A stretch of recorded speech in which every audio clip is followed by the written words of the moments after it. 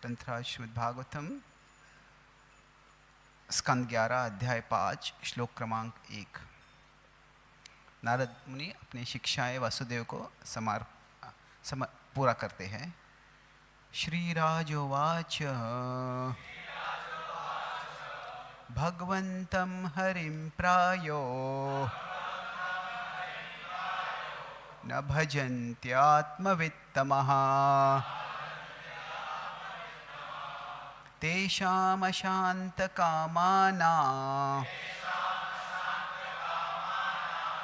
का निष्ठा विजितात्मना। श्रीराजोवाच भगवन्तं हरिं प्रायो न भजन्त्यात्मवित्तमः तेषामशान्तकामानां कनिष्ठा विजितात्मना। श्रीराजोवाच भगवन्तं हरिं प्रायो न भजन्त्यात्मवित्तमः तेषामशान्त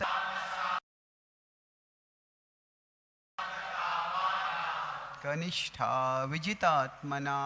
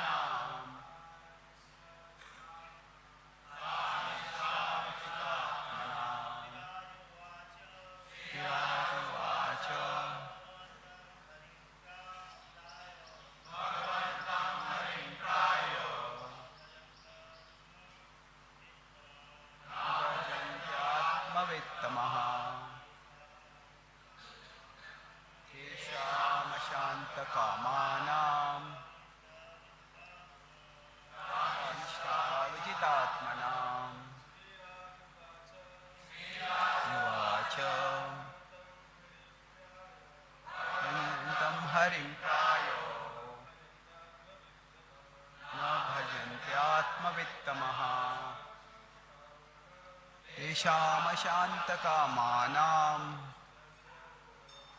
कनिष्ठा विजितात्मना। राजोवाच भगवन्तं हरिं प्रायो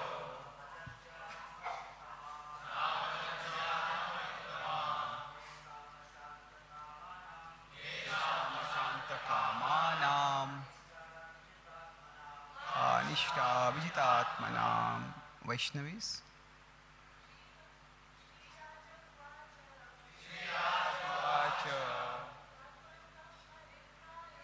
भगवन्तं हरिं प्रायो न भजन्त्यात्मवित्तमः तेषामशान्तकामानां कनिष्ठा विजितात्मना।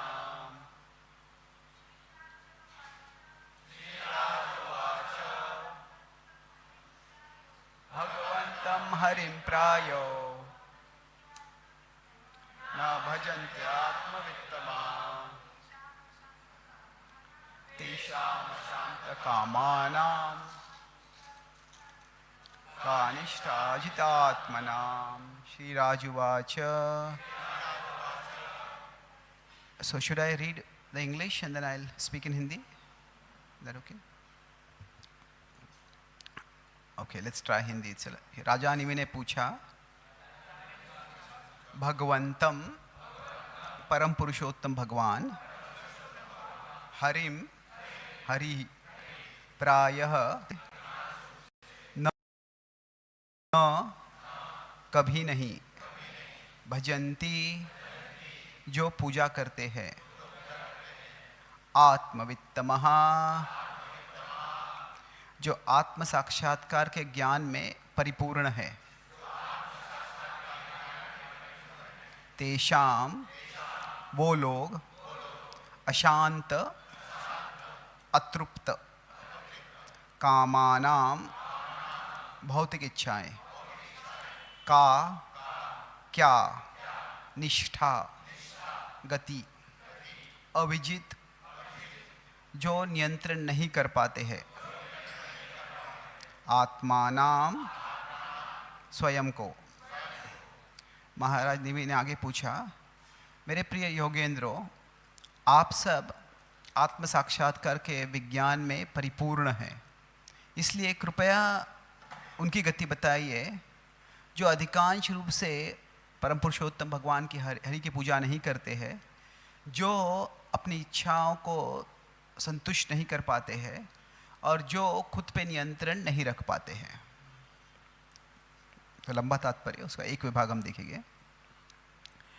11वें स्कंद के इस 5वें अध्याय में चमस ऋषि अलग अलग अशुभ मार्ग के बारे में बताए गए, जिन मार्गों पे जो भगवान के भक्ति के प्रतिकूल रहते हैं वो जाते हैं। और फिर करभाजन ऋषि युग अवतारों के बारे में बताए गए, वो भगवान के जो अवतार होते हैं जो युग धर्म हर एक युग का सिखाते हैं।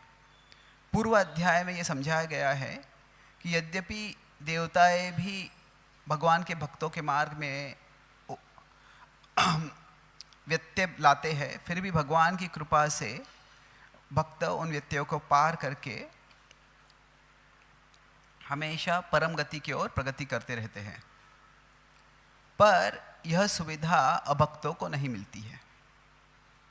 जैसे ही जो बद्ध जीवात्मा है वह भगवान के सेवा से उदासीन हो जाता है, तुरंत वह अलग अलग प्रकार के भौतिक चीज़ों से आकर्षित हो जाता है और वह अशुभ इच्छाओं का गुलाम बन जाता है। इस तरह से बद्ध जीवात्मा जो कि भगवान के भक्ति के रहित है, वह दिव्य आध्यात्मिक जगत के दिव्य आनंद को पूर्णतया भूल जाता है, जो आनंद 5 दिव्य रसों से परिपूर्ण है। यद्यपि भक्त इंद्रिय भोग से पराजित नहीं होते हैं, भले ही देवताएं वो इंद्रिय भोग उन्हें क्यों न प्राप्त दे, पर वो देवताएं स्वयं भौतिक रूप, गंध और स्वाद में पूरी तरह लीन हो जाते हैं। उसी तरह से जो अभक्त होते हैं वो भी भौतिक रूप, रस और आदि इंद्रिय विषयों से पूरी तरह से बच जाते हैं, जैसे कि संभोग के अनुभव से हो।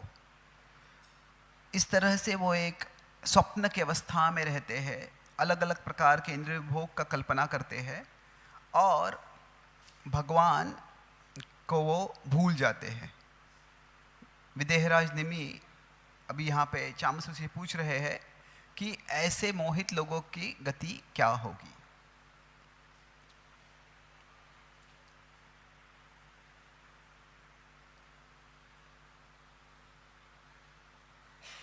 ओम ज्ञानतिमिरन्धस्य ज्ञानाञ्जनशलाकाय चक्षुरुन्मिलितं येन तस्मै श्रीगुरवे नमः।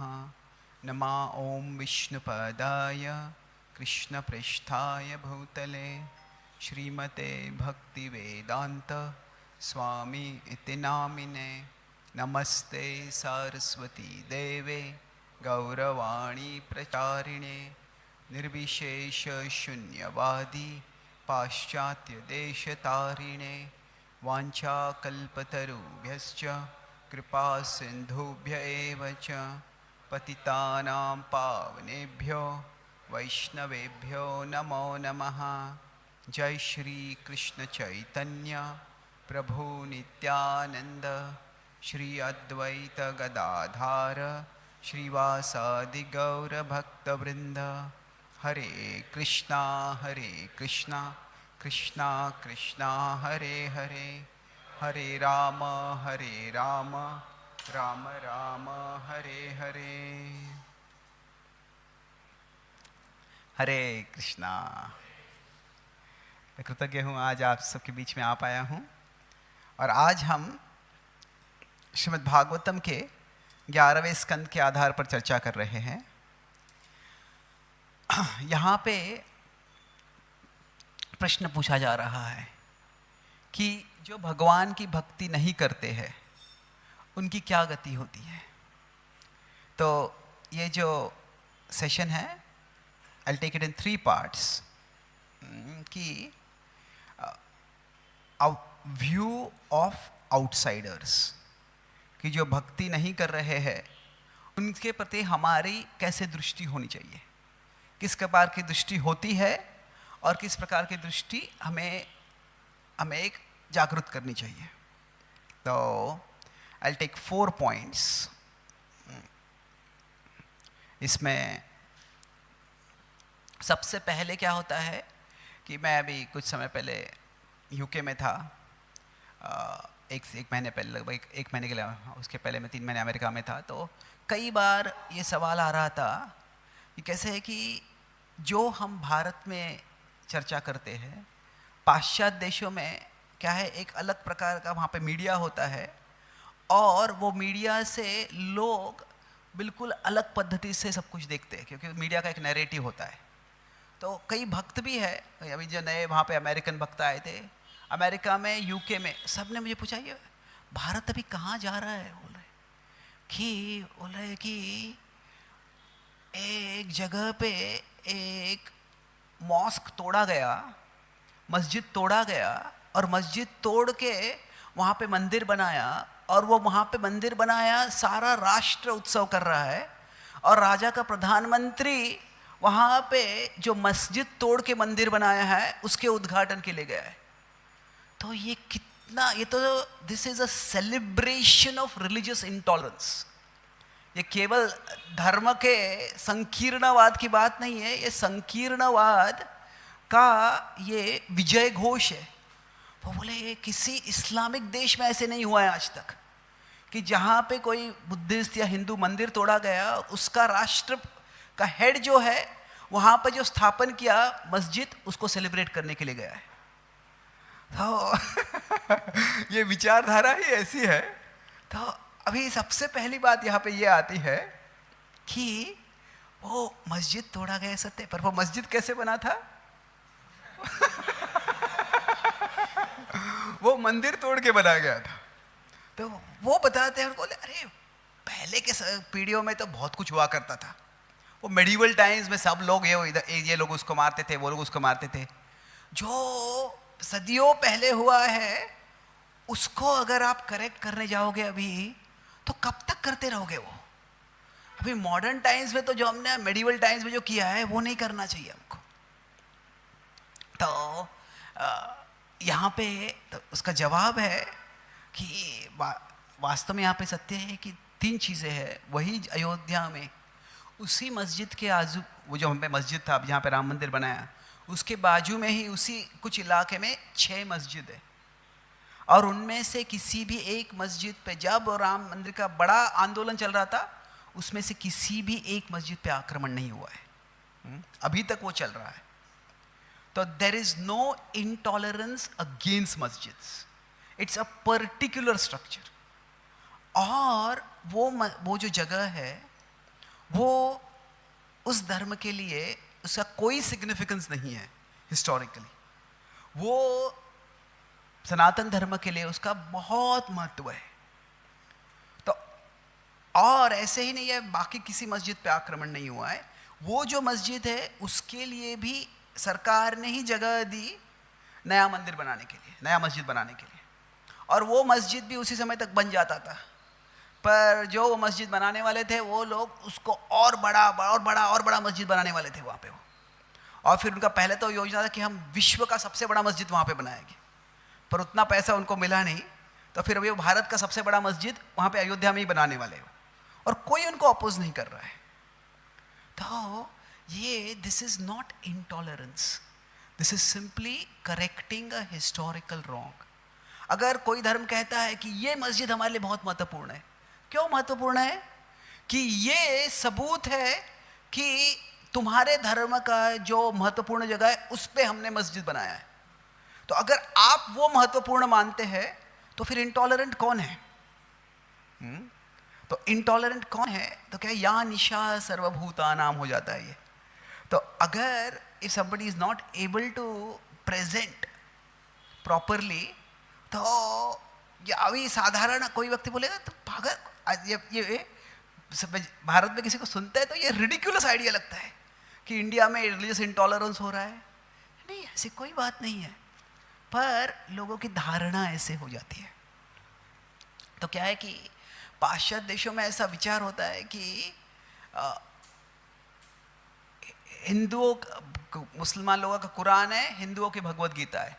कुरान में जिहाद है, भगवत गीता में धर्म युद्ध है, और दोनों एक समान ही है। तो ये लोग हमेशा एक दूसरे में झगड़ा करते रहते हैं। तो तभी मैं बताता हूँ कि पूरे भारत में जो रिलीजियस वायलेंस में जो लोगों की मृत्यु होती है, दैट इज एक्चुअली उससे ज़्यादा 10 गुना अमेरिका में ड्रग्स से मृत्यु होती है लोगों की। तो is it a problem? Yes, it is a problem, but is it a big problem? कोई इंटॉलरेंस ऐसे कुछ नहीं है। तो फर्स्ट पॉइंट में यहाँ पे why I am telling this story कि कैसे होता है कि एवरी ग्रुप, कोई भी ग्रुप होता है, how does it see outsiders, यह फैसला करता है कि वो ग्रुप टॉलरेंट है या इनटॉलरेंट है। हर धर्म में होता है कि जो उस धर्म का पालन नहीं करते हैं उनको नकारात्मक रूप से देखा जाता है। इस्लाम में ऐसे लोगों को काफिर कहते हैं, क्रिश्चियनिटी में उन लोगों को पेगन कहते हैं, जुडाइज्म में उनको जेंटाइल कहते हैं। तो हर धर्म में जो उस धर्म का पालन नहीं कर रहा है उन लोगों को नकारात्मक रूप से देखा जाता है। तो हमारे शास्त्रों में म्लेच्छ, यवन ऐसे शब्द इस्तेमाल किए जाते हैं जो वो धर्म का पालन नहीं कर रहे। अभी जो आउटसाइडर्स और इनसाइडर्स, जो वो पालन कर रहे हैं, कोई भी ग्रुप हो सकता है, उस ग्रुप के जो अंदर उनका पालन कर रहे हैं वो इनसाइडर्स होते हैं, जो उसके बाहर होते हैं वो आउटसाइडर होते हैं। तो इनसाइडर्स आउटसाइडर्स को किस तरह से देखते हैं ये महत्वपूर्ण है। तो यहाँ पे भी एक तरह से वही सवाल पूछा जा रहा है, न भजंती, जो भगवान है उनका भजन नहीं कर रहे हैं तो उनकी क्या गति होने वाली है। कनिष्ठा अवजितात्मनाम। तो अभी जो आउटसाइडर्स है उनके बारे में जो दृष्टि होती है उससे फैसला होता है कि वो धर्म किस तरह से कार्य करेगा। तो ये पहला पॉइंट हम देखेंगे कि कैसे ये इनटॉलरेंस जो होता है वो कैसे आता है, इनटॉलरेंस टुवर्ड आउटसाइडर्स, ये क्यों आता है, और वैदिक शास्त्रों में भी जो आउटसाइडर्स के बारे में बात होती है उनके बारे में क्या दृष्टि बताई गई है, उसके बारे में हम चर्चा करेंगे। तो जो इनटॉलरेंस जो होता है वो दो प्रकार का होता है, एक है एक्सक्लूसिविज्म और दूसरा है एक्सट्रीमिज्म। अभी एक्सक्लूसिविज्म मतलब क्या? अभी यहाँ पे हमारे आ रहे थे तो यहाँ पे देखा प्रेरणा या किसी प्रोग्राम का advertise, exclusively for unmarried boys. तो प्रोग्राम का तो मतलब क्या, एक्सक्लूसिवली मतलब केवल इनके लिए। तो ऐसा प्रोग्राम एक्सक्लूसिवली फॉर गर्ल्स हो सकता है, exclusively for so and so हो सकता है। पर एक्सक्लूसिविज्म का अर्थ क्या होता है कि this religion has exclusive rights to God, कि इसी धर्म से लोग भगवान के पास जा सकते हैं और किसी धर्म से बिल्कुल नहीं जा सकते हैं। तो जो एक्सक्लूसिविज्म होता है वो थॉट्स में होता है, आइडियोलॉजी में होता है, विचारधारा में होता है। वो कहते हैं कि आप इस धर्म का पालन नहीं करोगे तो आप नरक में जाओगे। और जो एक्सट्रीमिस्ट होते हैं वो जो विचारों में होता है वो एक्शन से करते हैं। जो एक्सट्रीमिस्ट होते हैं वो और करुणामय होते हैं, वो कहते हैं तुम तो नरक में जाने ही वाले हो तो देर क्यों करें।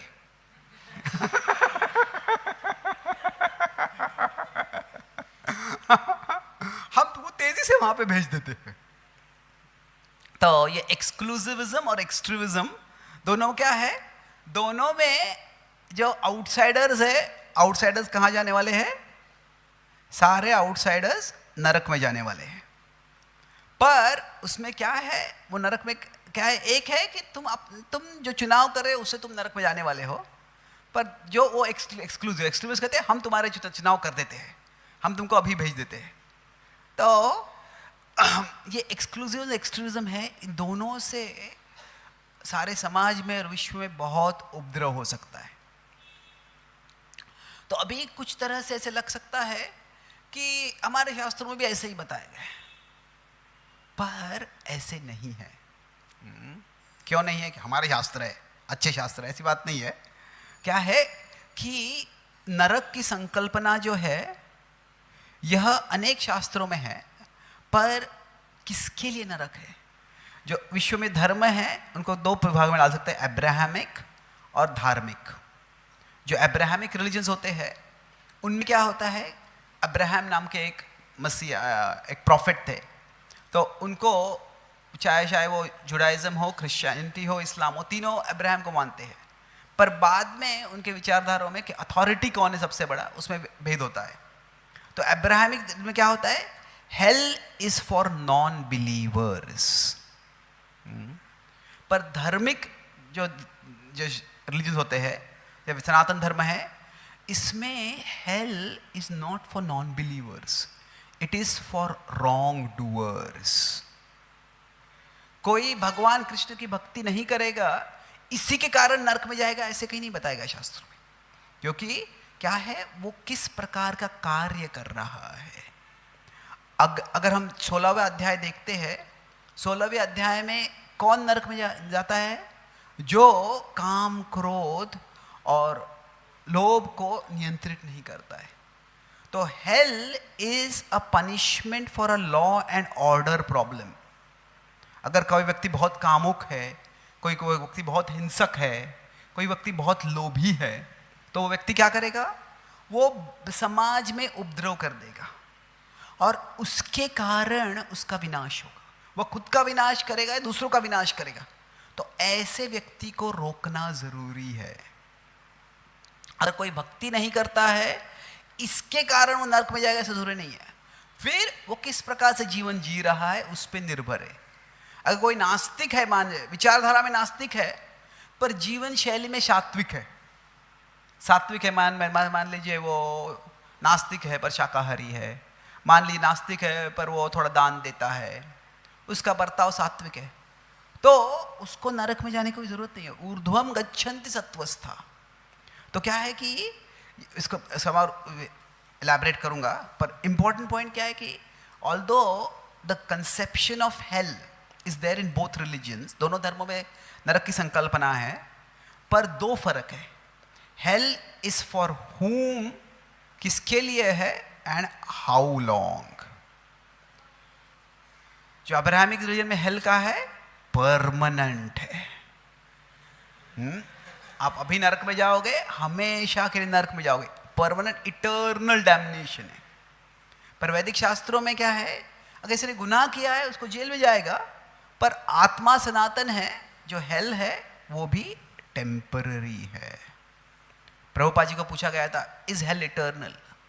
प्रभुपाद जी बोले, nothing except ecstatic devotional service to Krishna is eternal. कि भगवान कृष्ण की भक्ति के अलावा कोई भी चीज शाश्वत नहीं है। ये एक सजा है। किसी को सजा हमेशा के लिए दे देना, वो सजा नहीं है, वो तो क्या है, टॉर्चर हो गया परमानेंट के लिए। तो वो सही नहीं है। तो जो अभक्त है या जो outsiders, I just use the word outsiders over here, जो उस पर जो ट्रेडिशन है, वो जो परंपरा है, जो भी वो ग्रुप है उसमें नहीं है, उनकी गति क्या होगी? वह कुछ लोगों, कुछ धर्मों में ये बहुत ब्लैक एंड वाइट है कि अगर आप ये पालन नहीं कर रहे, अगर आप इस व्यक्ति को भगवान नहीं मानते हैं या इस शिक्षक को भगवान का ही पुत्र या भगवान का ही मैसेंजर नहीं मानते हैं, तो आप नरक में जाने वाले हैं। तो ये जो है, दिस काइंड ऑफ जो विचारधारा होती है, that leads to narrow mindedness, that leads to intolerance. तो ये इनटॉलरेंस आता कहाँ से है?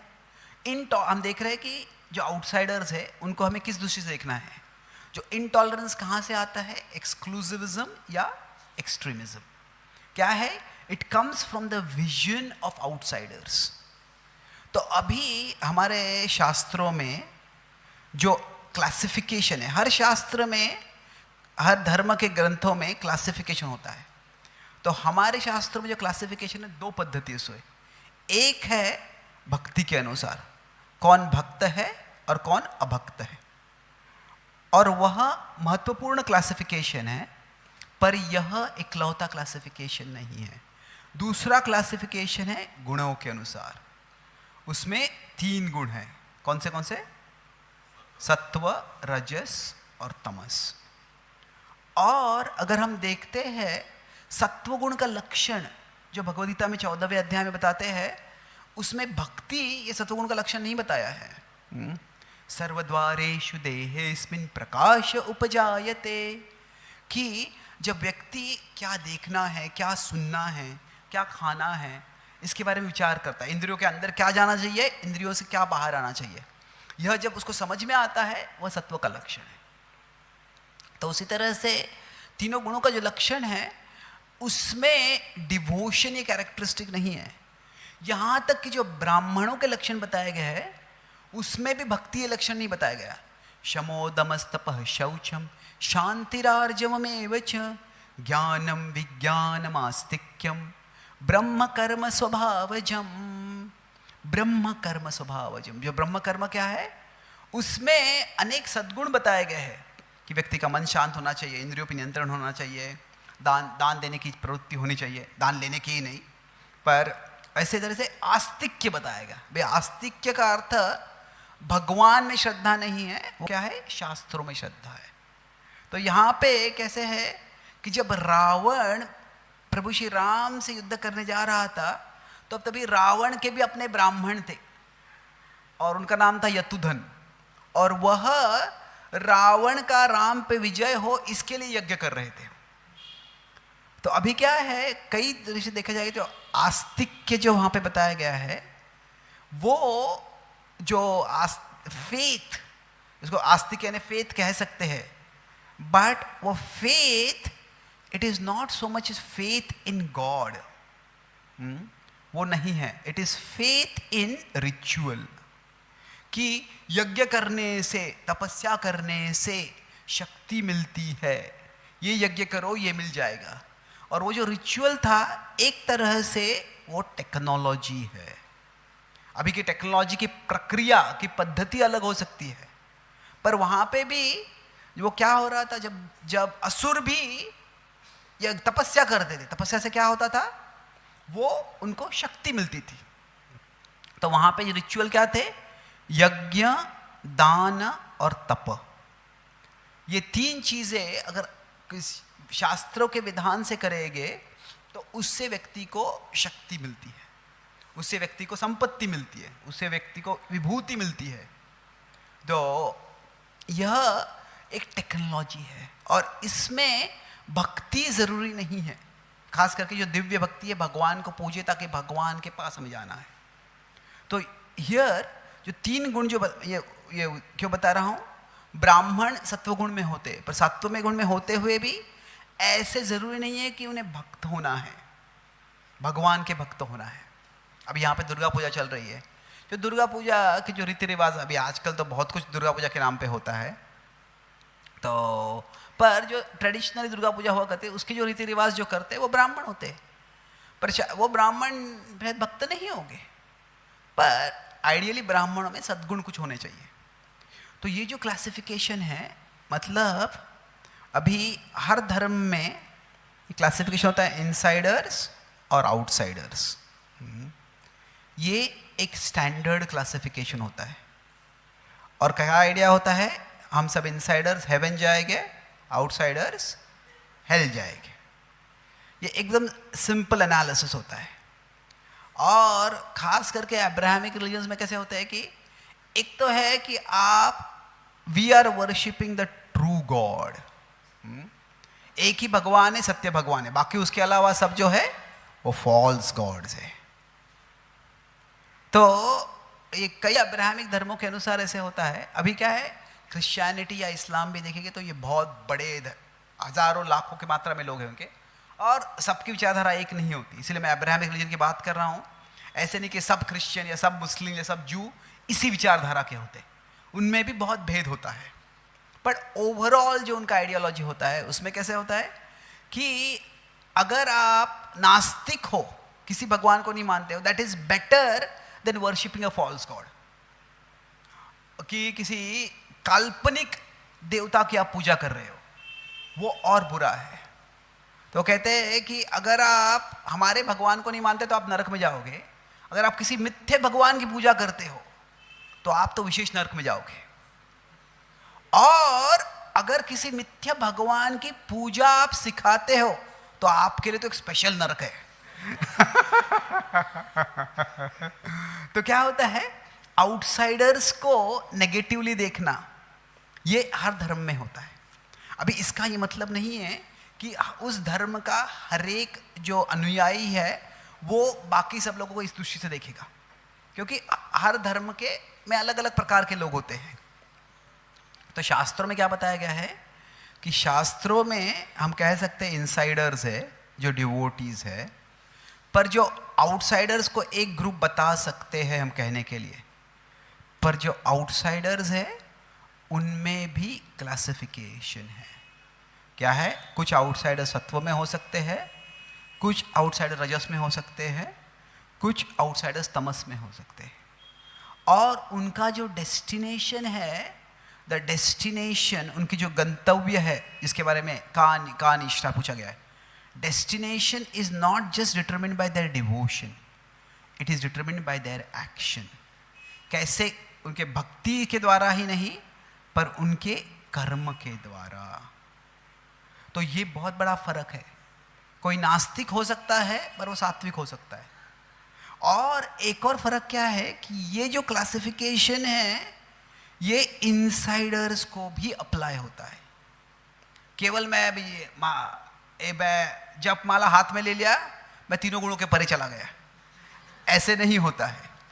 तो हम भी सत्व, रजस और तमस में हो सकते हैं। श्रीमद् भागवतम में 3 स्कंद में कपिल मुनि जो है वह बताते हैं कि भक्ति दिव्य होती है, पर जो लोग भक्ति का अनुशीलन करते हैं अपने जीवन में, कभी वो सात्विक हो सकती है, कभी वो राजसिक हो सकती है, कभी वो तामसिक हो सकती है, और उसके परे वो ट्रांसेंडेंटल दिव्य भी हो सकती है।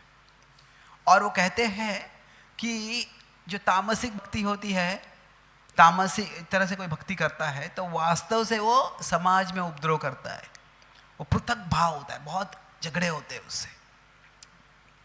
तो इसलिए क्या है, this is a self critical lens.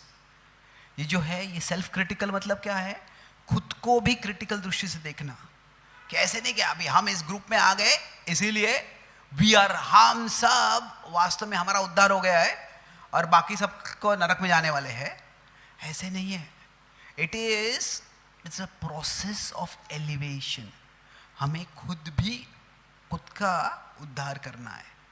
तो जो इनसाइडर आउटसाइडर का जो सिंपलिस्टिक ग्रुपिंग है, ऐसे हमें हमारे शास्त्रों में नहीं बताया। कभी कभी हम बोल सकते हैं भक्त है अभक्त है, पर व्यवहारिक रूप से अभक्तों में भी अलग अलग प्रकार के लोग होते हैं। ऐसे नहीं कि अभी यहाँ पे इस श्लोक में बताया गया है 3 चीजें बताए गए हैं, और जो 3 कैरेक्टरिस्टिक जो बताए गए हैं कि वो अलग अलग कैरेक्टरिस्टिक्स है।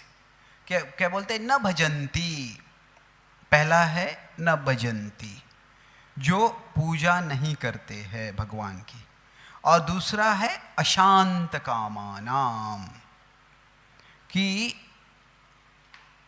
जिनकी जो इच्छाएं हैं वो पूरी नहीं होती है या पूरी नहीं हुए, जो जल रहे हैं अपनी इच्छाओं से, अशांत कामानाम।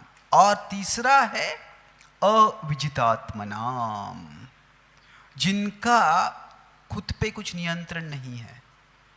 तो now all these 3 can describe one person. कोई एक व्यक्ति हो सकता है जिनके लिए तीनों लेबल्स लागू हो सकते हैं, पर ये 3 अलग प्रकार के लोग भी हो सकते हैं। ऐसे नहीं है कि हर व्यक्ति जो भक्ति नहीं कर रहा है वह अशांत कामा नाम है। अधिकांश लोग आजकल के समाज में रजोगुण तमोगुण में होते हैं, इसलिए हम कह सकते हैं कि वो अशांत कामा नाम हो गए। पर ऐसे जरूरी नहीं है, ये जरूरी नहीं है। और अनेक लोगों में इच्छाएं हो सकती है अशांत कामा नाम, पर इसका मतलब ये नहीं है कि हर व्यक्ति जो जिसके डिजायर्स अनसेटिस्फाइड है वो व्यक्ति आउट ऑफ कंट्रोल है। अभी हर व्यक्ति के हृदय में अरे मेरे इच्छा के अनुसार ये नहीं हुआ, वो नहीं हुआ, गुस्सा हो सकता है। पर ऐसे नहीं कि हर व्यक्ति के अंदर में जो गुस्सा है वो कोई चाकू या गन निकाल के सबको मारने के लिए निकल रहा है। ऐसे नहीं कि okay the desire may not be satisfied but still the action is regulated. जो कार्य होता है वो रेगुलेटेड होता है। तो इसलिए ये जो क्लासिफिकेशन है ये समझना महत्वपूर्ण है। अभी महाभारत में जो युद्ध हुआ, जो शुरुआत में बताया कि जो मुस्लिम लोगों के कुरान है, भारतीय हिंदू लोगों की भगवत गीता है, भगवत गीता में भी धर्म युद्ध बताया गया है। पर वास्तव में वहाँ उस शब्द को हम धर्म युद्ध बोल सकते हैं, पर जो धर्म का वहाँ पे अर्थ क्या है, क्या है धर्म का जो आजकल जो अर्थ होता है रिलीजन, ये अर्थ भगवत गीता में है ही नहीं। आजकल धर्म का अर्थ है रिलीजन, पर भगवत गीता में अलग अलग अर्थ है। भगवत गीता के मेरा पूरा एक क्लास है भगवत गीता में, धर्म के 6 अर्थ बताए गए हैं। I just talk about 2 over here. तो एक है कि जो ड्यूटी 2.7 में जब अर्जुन पूछते हैं कि पृच्छामि त्वाम धर्म सम्मूढ़ चेता, मैं आपको पूछ रहा हूं कि मेरा धर्म क्या है, अभी मुझे इस परिस्थिति में क्या करना चाहिए। मैं जानता हूं मैं क्षत्रिय हूं, मुझे युद्ध करना है, पर जो दूसरे पक्ष में जो लोग हैं जिनसे मुझे युद्ध करना है वह मेरे रिश्तेदार है। तो ऐसे रिश्तेदार जब है तो वो रिश्तेदारों का संरक्षण करना, खास करके उनमें मेरे वरिष्ठ है, मेरे गुरु है, मेरे दादा है, उनका आदर करना भी तो मेरा कर्तव्य है। तो क्या है अर्जुन इज टॉर्न की है। अर्जुन जो है उनको 2 कर्तव्य है, 2 धर्म है, वो बिल्कुल ऑपोजिट दिशाओं में खींच रहे हैं। एक धर्म क्या है उनका एक्चुअली जब युद्ध करने आते हैं तो क्षत्रिय धर्म से आते हैं कि मैं क्षत्रिय हूं, मुझे युद्ध करना है। तो वो क्षत्रिय धर्म के अनुसार वो रणभूमि पे आए हैं। पर जब वो दोनों सेनाओं के बीच में आते हैं और देखते हैं कि ये तो सारे रिश्तेदार से दोनों पक्षों में, तो तभी उनको अपना कुल धर्म याद आता है कि ये तो मेरे कुल के लोग हैं। इसीलिए पहले अध्याय में कई बार वो पूछते हैं कुल धर्म कुल ज्ञानानाम, कि जो कुल धर्म का नाश करते हैं, कुल धर्म सनातन, हाँ, जो कुल क्षय प्रणश्यंति, कई बार ऐसे शब्द आते हैं। तो अर्जुन का सवाल है जब 2 धर्म मुझे अलग अलग दिशाओं में खींच रहे हैं तो तभी मेरा धर्म क्या है। तो यह सवाल है। अभी धर्म यहां पर क्या अर्थ है, ड्यूटी। और एक और जो प्रधान अर्थ है हमारे संदर्भ में जो 4.8 में आता है, धर्म संस्थापनार्थाय संभवामि युगे युगे। तो इसका अर्थ क्या है, यहाँ पे भगवान कहते हैं विनाशाय च दुष्कृताम, विनाशाय च अभक्तानाम नहीं कह रहे, क्या कह रहे, दुष्कृत, जिनकी कृति बुरी है उनके खिलाफ युद्ध हो रहा है। तो यहाँ पे जो धर्म का अर्थ है वो बेसिकली लॉ एंड ऑर्डर है, कि जो समाज में उपद्रव कर रहे हैं उनके खिलाफ यह युद्ध हो रहा है। अभी जो युद्ध था यहाँ पे एक जगह में यहाँ पे से पांडव है, यहाँ पे कौरव है। अभी वास्तव में ऐसे नहीं है कि सारे पांडव जो है वो भक्त है और सारे कौरव जो है अभक्त है, ऐसे वास्तव में नहीं है। पांडवों के पक्षों में द्रुपद थे और द्रुपद शाइवाइट थे वो, वो उनका कुल दैवत थे, जो शिव जी के पूजक थे। वो कौरव के पक्ष में भीष्म थे, कौरव के पक्ष में भूरिश्रव थे, और ये दोनों वैष्णव थे। तो ऐसे नहीं है कि ये युद्ध भक्त और अभक्त के बीच में था। ऐसे नहीं है कि अगर दुर्योधन बोलता है ठीक है मैं कृष्ण हरे कृष्ण मान तो जब कर लूंगा, कृष्ण कहेगा तो युद्ध नहीं करूंगा, ऐसे नहीं है। ठीक है, अगर आपको जप करना है तो अच्छा है, पर वो जप नहीं कर रहे इसीलिए युद्ध नहीं हो रहा है। वो युद्ध क्यों हो रहा है? उन्होंने बहुत दुर्व्यवहार किया है। अभी जो द्रौपदी के साथ दुर्योधन ने किया वो हम कल्पना भी नहीं कर सकते। एक तरह क्या कल्पना नहीं कर सकते, वो क्या कोई जो पुरुष है स्त्री के साथ दुर्व्यवहार कर रहा है वो तो हमेशा होते रहता है। वो दुर्भाग्य है, ये बहुत ही बुरी चीज़ है, पर ये सत्य है। पर साधारणतया कोई इस प्रकार का गुनाह करता है तो वो कोई अकेले में कोई अंधेरी जगह पे जहाँ पे कोई सबूत नहीं रहेगा, कोई गवाह नहीं रहेगा, ऐसी जगह पे करता है। अगर कोई ऐसा दुर्व्यवहार, क्योंकि क्या है उस व्यक्ति को फियर ऑफ लॉ है कि मुझे पकड़ लेंगे। अगर कोई व्यक्ति ऐसा दुर्व्यवहार पब्लिक में करता है तो क्या है, इसका मतलब है he has no fear of law, उसको कानून का कोई भय ही नहीं। पर अगर ऐसा व्यवहार कोई पुलिस स्टेशन में या कोर्ट में करता है तो उसका मतलब क्या है, उसको तो फियर ऑफ लॉ नहीं है, उल्टा लॉ को उसका फियर है। Law has fear of him.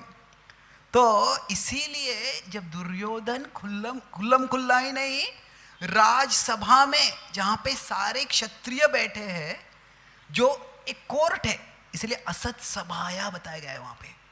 तो ऐसे जगह पे अगर वो कोई दुर्व्यवहार करता है ऐसे, तो मतलब वो व्यक्ति कितने बुरे प्रवृत्ति का होगा, वो कितना राक्षसी प्रवृत्ति है वो।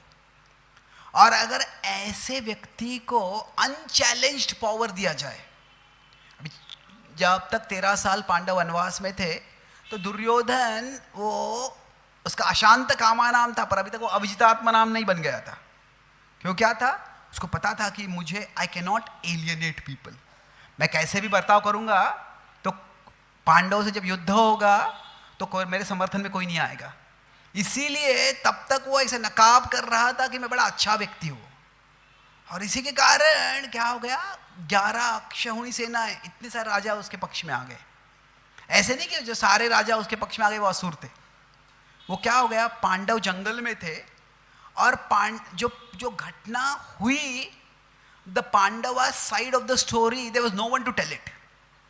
और जो घटना हुई वो कैसे हुई, क्या हुई, उसका पूरा अपनी ही जो वर्जन है वो दुर्योधन सबको देते हुए वो सबको अपने साइड में उसने ले लिया।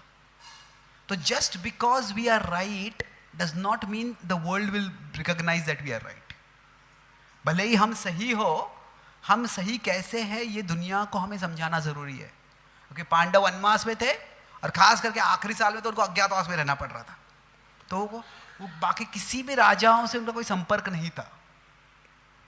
तो यहां पे कहने का मतलब यह है, जो युद्ध हो रहा था उसको हाँ धर्म युद्ध कह सकते हैं, पर वो भक्ति के लिए युद्ध नहीं था। वो ऐसा व्यक्ति जो बहुत ही घृणास्पद कार्य कर चुका है, वैसे व्यक्ति को बिना किसी चुनौती की शक्ति न मिले, इसके लिए युद्ध हो रहा था। तो धर्म मतलब धर्म संस्थापनार्थाय संभवामि युगे युगे। वो धर्म क्या है, वो एक बेसिक लॉ एंड ऑर्डर है। तो इसीलिए भगवान का मिशन जो होता है, अगर हम देखते हैं कृष्ण अपना जो मिशन बताते हैं वो 4.7 to 10 में बता रहे हैं। तो कैसे है, जो पूरा सोशल मिशन जो है, पूरे समाज के लिए जो मिशन है वह क्या है कि यहाँ पे धर्म प्रस्थापित करना है 4.7 और 8 में। और ये एक तरह से मैंडेटरी है, कंपलसरी है। ये कोई ये नहीं कह सकता है कि मैं कानून का पालन नहीं करूँगा। नहीं, कानून का पालन नहीं करोगे तो सजा मिलेगी, जेल में जाओगे आप। पर उसके बाद में कृष्णा का एक दूसरा मिशन है और वह है भक्ति। वह इंडिविजुअल और वॉलंटरी मिशन है। यह 4.9 और 10 में भगवान बोलते हैं। ये क्या है कि धर्म की भगवान Krishna establishes dharma, but Krishna inspires bhakti. Dharma is to be established. Establish मतलब क्या कि उसको इसमें किसी की इजाजत की जरूरत नहीं है। लॉ एंड ऑर्डर जरूरी है, वो एस्टैब्लिश ही करना है। पर भगवान क्या कहते हैं कि जो मेरे जन्म कर्म को समझेगे, जन्म कर्म च मे दिव्यम एवं यो वेत्ति तत्वतः त्यक्त्वा देहम पुनर्जन्म नैति मामेति सो अर्जुन। तो ये जो भक्ति है वो भगवान कहते हैं वॉलंटरी है। वो अपनी लीला इस तरह से करते हैं कि कुछ लोग उनकी ओर आकर्षित हो जाते हैं। तो ये एक बहुत महत्वपूर्ण फर्क है। वैदिक शास्त्रों में जब पांडव भी राजा थे, ऐसे नहीं कि जो शाक्त पूजक थे, शाइवाइट पूजक थे, उन सबके उनके सामने बंदूक रख दी, तुम कृष्ण भक्ति करो तो मार डालेंगे, ऐसे कुछ नहीं था। तो जो कहते हैं कि जो सेक्युलरिज्म जो कहते हैं कि the state should not impose religion anyone, ये यूरोप से नहीं आया, ये वैदिक शास्त्रों में पहले से था। कि क्या है कि स्टेट शुड फैसिलिटेट धर्म। धर्म मतलब क्या कि सात्विक वैल्यूज, लॉ एंड ऑर्डर, वो शास्त्र जो है वो समाज को प्रस्थापित करना जरूरी है। यहाँ तक कि जो प्राचीन समय गुरुकुल होते थे, गुरुकुल धर्म सिखाते थे, भक्ति नहीं सिखाते थे। इसीलिए जो मधुसूदन सरस्वती और जीव गोस्वामी वो बंगाल से वाराणसी गए। वाराणसी को प्रभुपाद जी कहा करते थे द वृंदावन ऑफ मायावादीस। जो कहते थे सारे, जैसे भक्तों के लिए वृंदावन बहुत पवित्र होता है, मायावादियों के लिए वृंदावन क्या है उनका, वाराणसी है। पर वहाँ पे वो क्यों गए? वहाँ पे संस्कृत सीखने के लिए गए वो, कि वहाँ पे पंडित निपुण थे। और ऐसे नहीं है कि संस्कृत सिखाने के नाम ने वो में मायावाद सिखा देंगे, वो नहीं, ऐसे नहीं है। वो बैकडोर एंट्री नहीं करते हैं। जैसे क्रिश्चियन स्कूल्स में, वो कॉन्वेंट स्कूल होते हैं पर उसमें बाइबल के बारे में बीच में सिखा देते हैं, तो वैसे नहीं था। वो धार्मिक गुरुकुल थे, सांप्रदायिक गुरुकुल नहीं थे वो। अभी सांप्रदायिक गुरुकुल भी हुआ करते थे। मतलब क्या था कि वो धार्मिक गुरुकुल में यहाँ पे आप व्याकरण सीख रहे हैं, यहाँ पे आप वांग्मय सीख रहे हैं, तो अगर आपको अद्वैतवाद सीखना है तो वो भी आप सीख सकते हैं, कोई वो जरूर सिखाएंगे वो, but that was not compulsory. वो सबको सीखना ऐसे नहीं है। ऑफ कोर्स वो वातावरण ऐसे होता था कि अगर व्याकरण भी सिखाए गए तो व्याकरण के उदाहरण देंगे तो शायद शंकराचार्य के ग्रंथों से उदाहरण देंगे, तो एक तरह से इनविजिबली वो आ जाता था। और ये ऐसे हुआ कि दोनों मधुसूदन सरस्वती और जीव गोस्वामी दोनों साथ में वहां पे से गए सीखने को। जीव गोस्वामी की श्रद्धा चैतन्य महाप्रभु के प्रति बहुत सुदृढ़ थी, तो वो प्रभावित नहीं हुए, पर मधुसूदन सरस्वती उससे प्रभावित हो गए और फिर मधुसूदन सरस्वती स्वयं मायावादी बन जाते हैं। पर तो उससे प्रभाव हो सकता है, पर जो एजुकेशन था वो एक तरह से वो न्यूट्रल था, उसमें वैल्यू सिखाई जाती थी। उसमें रिलीजन जो हम कहते हैं वो कंपल्सरी था, दैट इज वॉलंटरी। वो जबरदस्ती नहीं कर सकते हम किसी पे, क्योंकि जो भक्ति है it's a matter of love. जबरदस्ती किसी पे भक्ति नहीं करा सकते हम उनको बोल सकते हैं आप भगवान का जप करो, भले ही जबरदस्ती उनसे जप भी कराएंगे तो वो भक्ति के भाव से जप करने वाले, ये उस पर कोई गारंटी नहीं है। तो इसीलिए ये फर्क महत्वपूर्ण है। तो जो आउटसाइडर्स होते हैं, I make two last points, I conclude.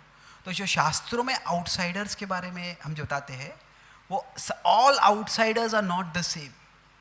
हम मायावाद का तत्वज्ञान के सर पे खंडन कर देते हैं, पर हमारा जो नॉन डिवोटीज है उनके प्रति मायावादी विजन ही होना चाहिए कि सब नॉन डिवोटीज एक ही है, जैसे वो मायावाद हो जाएगा। अब भक्तों में भी अलग अलग प्रकार के लोग होते हैं। कोई अभक्तों में सात्विक लोग होते हैं, और कोई अभक्तों में कुछ राजसिक लोग होते हैं, कुछ अभक्तों में तामसिक लोग होते हैं। तो हर प्रकार के लोगों को हमें उनकी परिस्थिति के अनुसार देखना है। तो मैं जो बोला था, पहला पॉइंट था कि अनेक धर्मों में एक एंटेगोनिस्टिक विजन होता है। एंटेगोनिस्टिक विजन मतलब एंटेगोनिस्टिक मतलब प्रतिस्पर्धी या शत्रु, तो वो धार्मिक ट्रेडिशन में नहीं होता है। तो हमें क्या करना है, एनालाइज करना है, एनालाइज करना है कि ये व्यक्ति का अपना जीवन कैसे जी रहा है। अभी कोई विद्यार्थी हो सकते हैं वो भक्ति में रुचि नहीं रखते हैं, पर वो अपनी पढ़ाई बहुत अच्छी तरह से करते हैं, और भले ही हॉस्टल में पार्टीज होते हैं, शराब होता है, ऐसे नहीं कि सारे विद्यार्थी जो भक्ति नहीं करे शराब पीते, नहीं, वहाँ पे विद्यार्थी भी रिस्पॉन्सिबल होते हैं। और भले ही कोई शराब पीता है, ऐसे नहीं है कि कुछ विद्यार्थी है वो शायद कोई बड़ा पार्टी हो तो शराब पी ले, कुछ तो वो शराब पीना छोड़ते ही नहीं है। वो क्लास में भी आते हैं तो प्रोफेसर को देख रहे हैं और प्रोफेसर का जो शरीर है शराब के बोतल में परिवर्तित हो जाता है वो तो वैसे शराबी भी हो सकते हैं, पर वैसे बहुत कम होते हैं।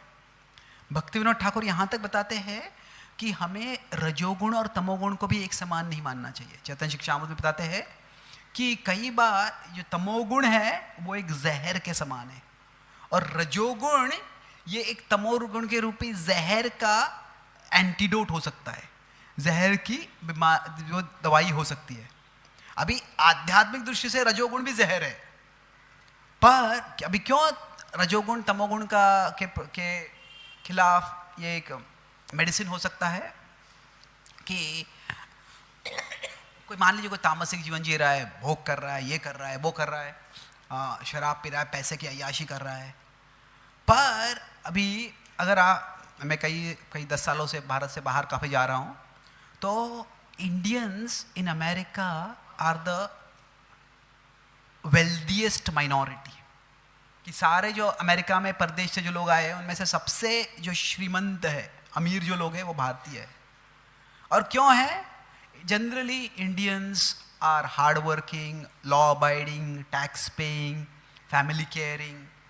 तो अभी अमेरिका में इंडियंस को एक मॉडल माइनॉरिटी कहते हैं, कि कोई भी माइनॉरिटी कोई देश से आए तो जो अगर सारे अमेरिका में आने वाले इमिग्रेंट्स भारतीय जैसे हो तो बोले अमेरिका का बहुत उद्धार हो जाएगा। अमेरिका काफ़ी प्रोग्रेस जो है वो एक्चुअली इंडियंस कर रहे हैं।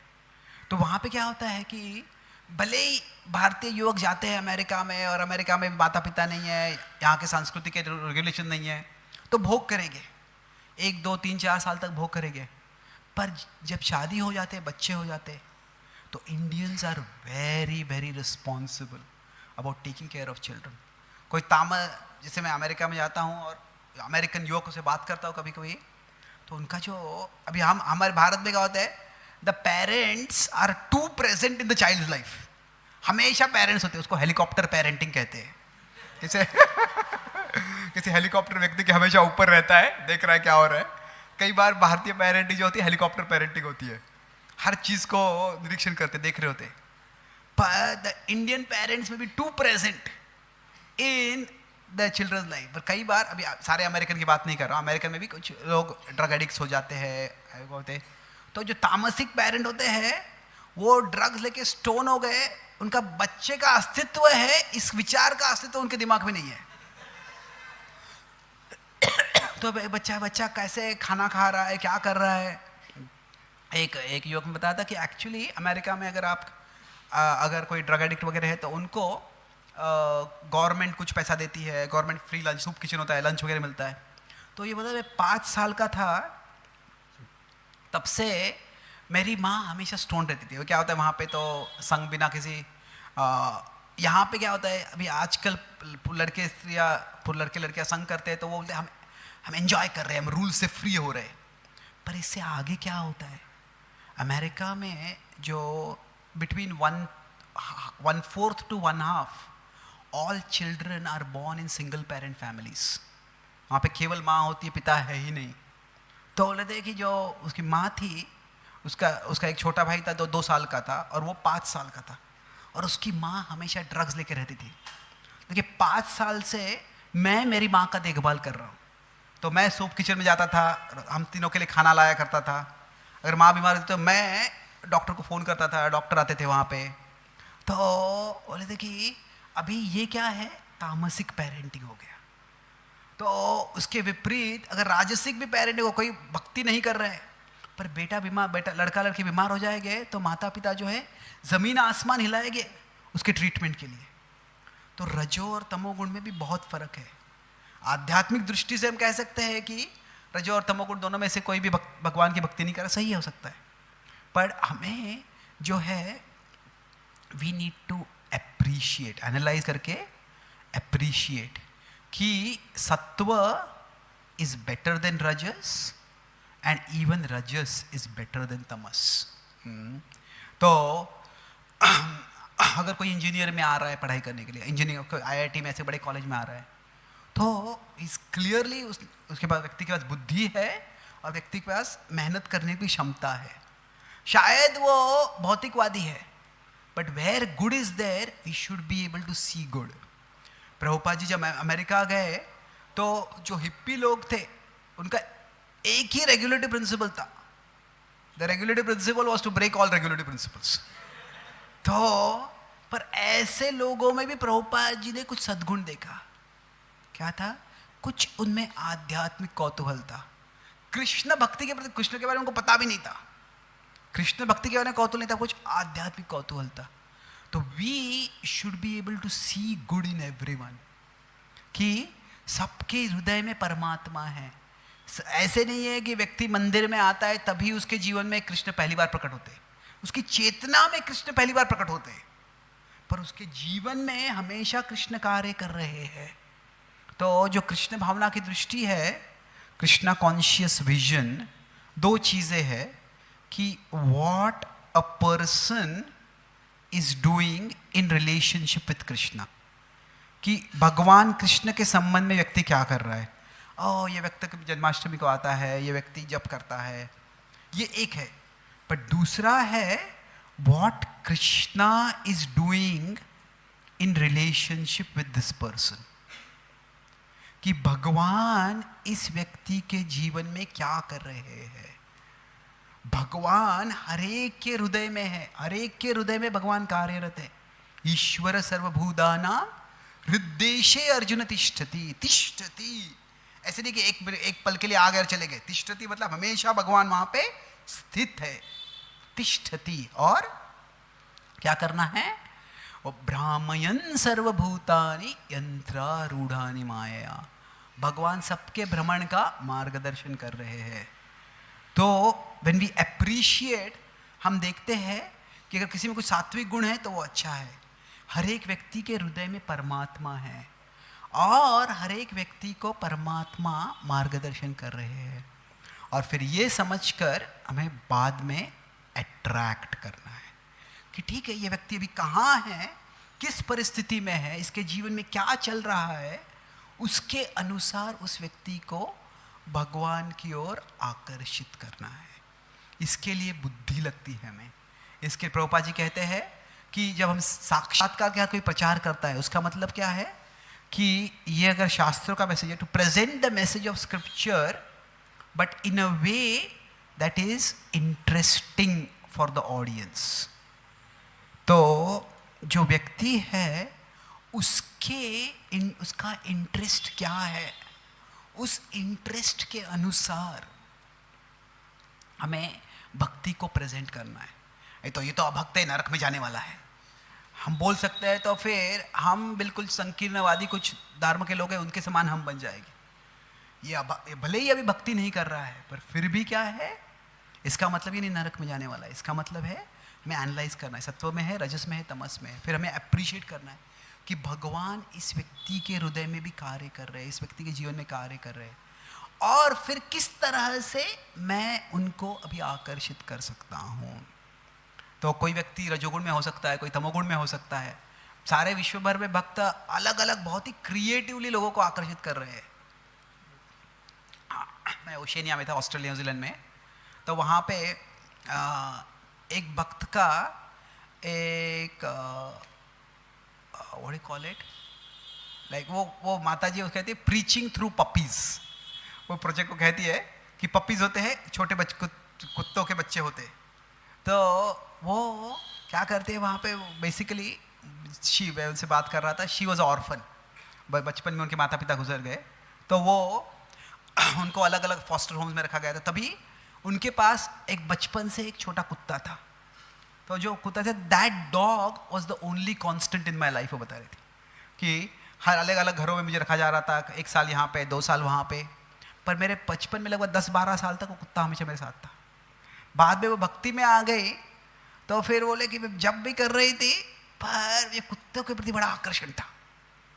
तो फिर उसने देखा कि अभी मुझे, वो बोले कि कुछ बंदर में ट्रेनिंग लिया कुछ उसने, पर बाद में बोले मुझे क्या करना है।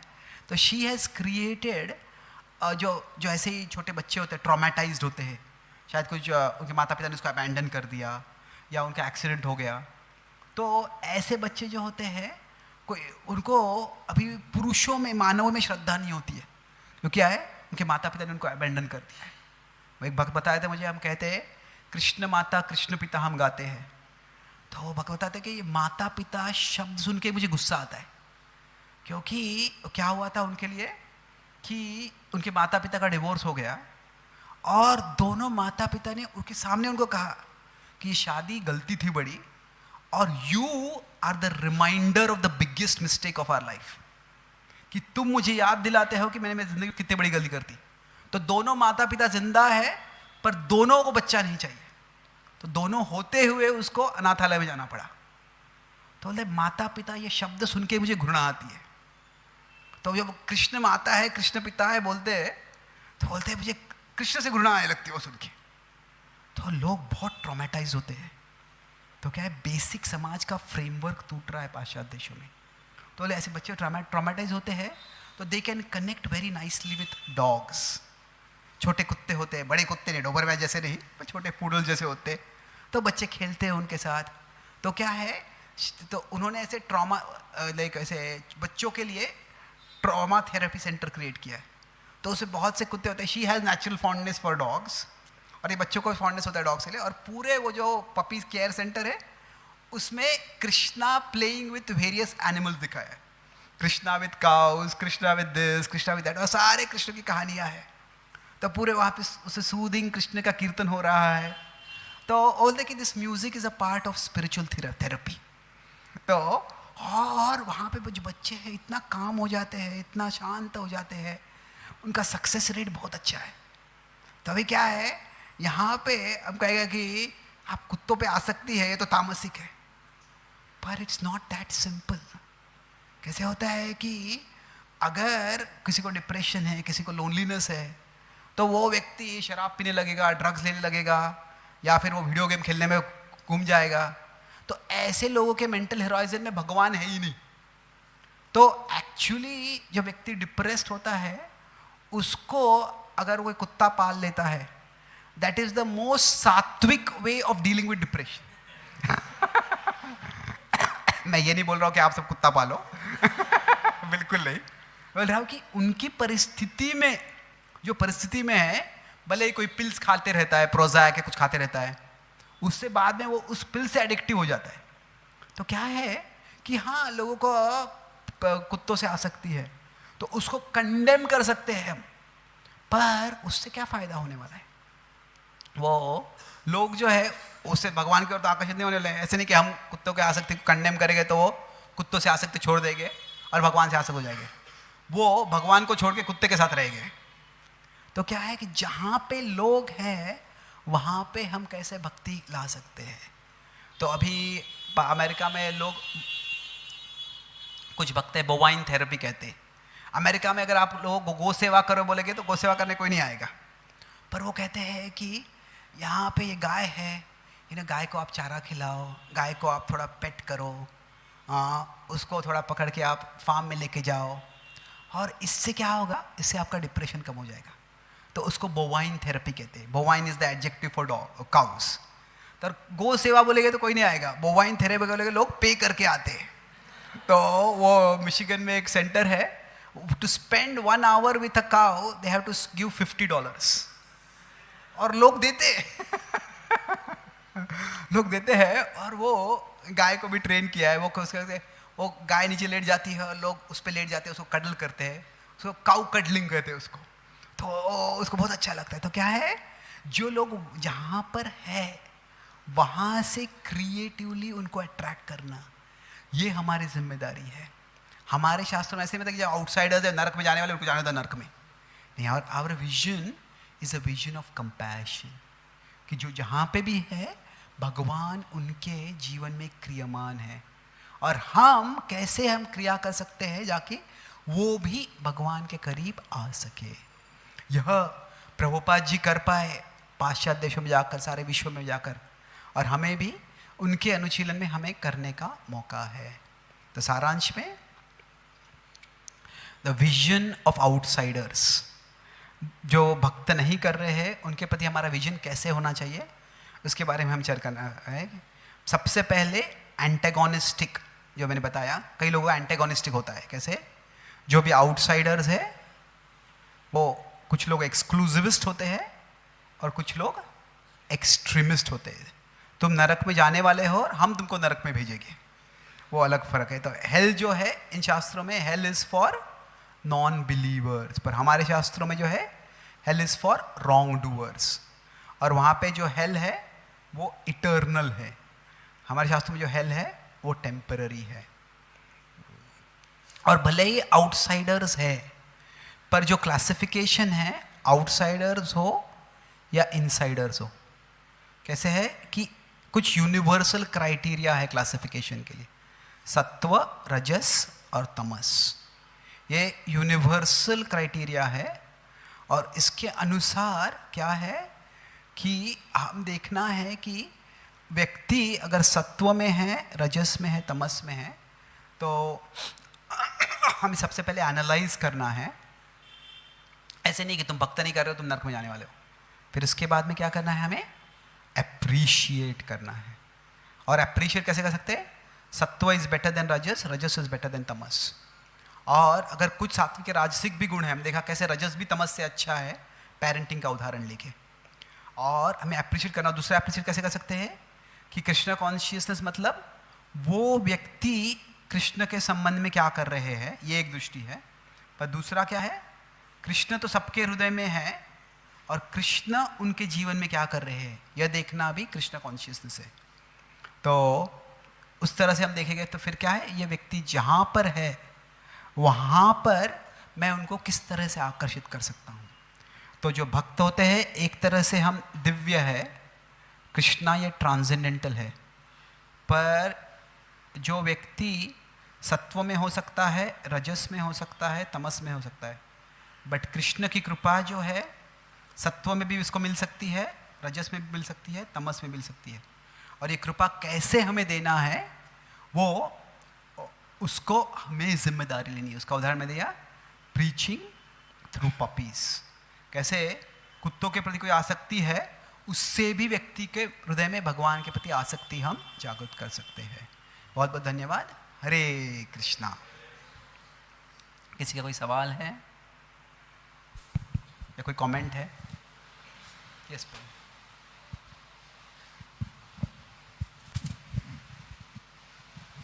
हरे कृष्णा। तो आपने बताया था कि पहले तो आपके लेक्चर के लिए बहुत बहुत धन्यवाद। बहुत सुंदर आपने कई एग्जाम्पल दिए, बहुत क्लैरिटी आई इसमें। तो आपने बताया कि जैसे भक्ति में 3 प्रकार के होते हैं, तो उसमें तामसी भक्ति कैसे संभव? तामसी भक्ति तामसिक भक्ति कैसे हो सकती है कि अगर कोई व्यक्ति भक्ति को लेके वो डिस्ट्रक्टिव बनता है। कैसे हो सकता है कि कुछ लोग कह सकते हैं कि मेरा मंदिर सबसे अच्छा मंदिर है, मेरे गुरु सबसे अच्छे गुरु है। ये एक व्यक्तिगत रूप में श्रद्धा अच्छा है। अगर कोई 2 गुरु बुक डिस्ट्रीब्यूशन के लिए जा रहे हैं और हर वक्त सोचेगा कि मेरे बस पार्टी का जो है उसका अच्छा डिस्ट्रीब्यूशन, वो अच्छा है सोचना, मैं नंबर बनाना चाहता हूँ, ये भी अच्छा है, हम भगवान की सेवा करना चाहते हैं। पर अगर कोई बस पार्टी को जा रहा है, अरे ये भी डिस्ट्रीब्यूट करेंगे, मुझसे ज़्यादा करेंगे, तो उसे जब जाने के पहले मैं उनका टायर पंचर कर देता हूँ। तो क्या है वो, हम जब बुक डिस्ट्रीब्यूशन कर रहे हैं वो क्या है, ये करुणा का कार्य है। एक बार ये कोई पैंडेमिक है और उसमें हम दवाई जाके डिस्ट्रीब्यूट कर रहे हैं, तो सब लोग ज़्यादा जब दवाई डिस्ट्रीब्यूट करेंगे तो अच्छा है। पर मैं नंबर 1 मेडिसिन डिस्ट्रीब्यूटर हूँ बनने के लिए अगर मैं दूसरों का व्हीकल डैमेज कर देता हूँ ताकि वो मेडिसिन डिस्ट्रीब्यूट नहीं कर पाएंगे, तो क्या है कि I have become the centre, कि मुझे नंबर 1 बनना है। ये इतना सेंटर हो गया कि जो करुणा का मिशन है वो भूल गए। तो जब ऐसे होता है, जो भक्ति का कार्य कर रहे हैं पर न केवल वो कॉम्पिटिटिव है, वो डिस्ट्रक्टिवली कॉम्पिटिटिव हो जाता है। किसी का भक्त का इच्छा है कि मैं आज के दिन में 1000 बुक्स डिस्ट्रीब्यूट करूंगा, मैं नंबर 1 आऊंगा। ये क्या है, ये राजसिक कह सकते हैं, पर फिर भी बुक्स डिस्ट्रीब्यूट हो रहे हैं। और भक्त का इच्छा होता है कि मैं 1000 बुक डिस्ट्रीब्यूट करूंगा, और अगर दूसरे भक्त मुझसे ज़्यादा बुक डिस्ट्रीब्यूट करेंगे, उससे क्या होगा, और बुक्स डिस्ट्रीब्यूट करके सबका कल्याण हो जाएगा। तो ये सात्विक और दिव्य की ओर जा रहा है। तो अगर हमारा डिवोशनल मोटिवेशन के कारण अगर डिस्ट्रक्टिव एक्शन होने लगता है, तो फिर वो भक्ति जो है तामसिक हो सकती है। डिवोशनल मोटिवेशन एक्चुअली सही में वो डिवोशनल मोटिवेशन है भी नहीं, सोच सकते हैं, पर एक्चुअली कम से कह सकते हैं क्लेम्ड डिवोशनल मोटिव। मैं कह रहा हूं मैं भक्ति के लिए कर रहा हूं ये, पर उससे क्या हो रहा है, डिस्ट्रक्टिव एक्शन हो रहा है। तो ये जो है ये तामसिक भक्ति हो जाएगी। ओके, इसको रियल में भक्ति बोल सकेंगे? नहीं, रियल में भक्ति नहीं। अभी बहुत कुछ जो हम कर रहे हैं उसको रियल में भक्ति नहीं बोल सकते, तो इसीलिए वो कह सकते कि यह सही में भक्ति नहीं है। पर क्या है, फिर भी अगर वो भगवान के ग्रंथ डिस्ट्रीब्यूट कर रहा है तो कुछ कल्याण तो हो रहा है, पर it is not very pleasing to Krishna. कैसे है कि 12वें अध्याय में 12.13 to 20 यहाँ पे भगवान बताते हैं भक्ति, एक इंटरेस्ट भक्तों के गुण बताते हैं वो। तो उसमें एक भी भक्तिमय क्वालिटी का गुण नहीं है। मेरे भक्त 4:30 बजे उठ के मंगल आरती आते हैं, मेरे भक्त 16 माला जप करते हैं, मेरे भक्त एकादशी को उपवास करते हैं, ऐसा कुछ भी नहीं बताते हैं भगवान। भगवान वहाँ पे सदाचार के बारे में बात कर रहे हैं। कैसे है कि एक है डिवोशन और दूसरा है गुड बिहेवियर। तो 4 संभावना हो सकती है कि क्या है, ना तो डिवोशन है ना तो गुड बिहेवियर है, this is bad. Good behaviour है पर डिवोशन नहीं है, this is good but not very good. हराव भक्ति से कुतो महत गुणा, कब तक रहने वाला है वो। एक्चुअली डिवोशन है और good behaviour, this is the best. और यह भगवान यहाँ पे 13 to 20 में लिखा, यो मद भक्ता समय प्रिया। कैसे भक्त प्रिय है, यस्मान्नो द्विजते लोको लोकान्नो द्विजते च यः, जो दूसरों को विचलित नहीं करता है, जो दूसरों से विचलित नहीं होता है, ऐसा व्यक्ति मुझे प्रिय है। पर एक्चुअली दिस, जिसमें भक्ति है पर सदाचार नहीं है, तो it depends. It can be good in one sense, अगर वो यहां से इधर आने का प्रयास कर रहा है, पर अगर वो प्रयास भी नहीं कर रहा है तो क्या है, फिर that is actually the worst. कि ऐसे लोग जो सदाचार का प्रयास, आप सब में कंडीशनिंग्स है, और शायद हमको कभी गुस्सा आ जाएगा, कभी लोभ आ जाएगा, वो होता है, पर कम से कम प्रयास तो करें उसको छोड़ने का। पर अगर कुछ लोग जस्टिफाई करते हैं उसको, तो फिर वो बहुत बुरी चीज हो जाती है। जो सहजिया भाव था उसमें क्या हो गया, न केवल पुरुष स्त्री संग किया करते थे, पर अवैध संग करते थे, वो तो बुरा है, पर वो क्या करते थे, वो जो एक मूवी आया था महाराजा नाम का, वो सारा बताता कैसे होता था ये, उसमें वो क्या करते हैं कि वो मासूम स्त्रियों को बोलते हैं कि वास्तव में मुझ में कृष्ण का आवेश आ गया है, मैं देख रहा हूं कि तुम में गोपियों का आवेश आ गया है, तो हम दोनों नहीं संग कर रहे, कृष्ण और राधा हमारे माध्यम से संग कर रहे, और तुम उसको नहीं बोलोगे तो तुम कृष्ण और राधा को के प्रति को उनको अप्रसन्न कर रहे हो, तुम उनके इच्छा में व्यत्यय ला रहे हो, तुम अपराध कर रहे हो।